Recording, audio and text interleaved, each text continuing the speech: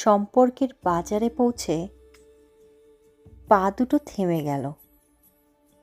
সম্পর্ক বিক্রি হচ্ছিল ওখানে, খোলা বাজারে। আমি কাঁপতে কাঁপতে জিজ্ঞেস করলাম, কি কি কি দামে বেচছো ভাই এই সম্পর্কগুলো? দোকানদার জিজ্ঞেস করলো, কোন সম্পর্কটা বানাতে চান আপনি? ছেলের না বাবার, বোনের না ভাইয়ের?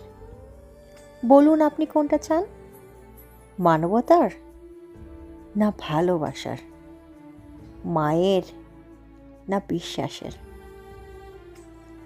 বাবুজি কিছু তো বলুন, কোনটি নিতে চান?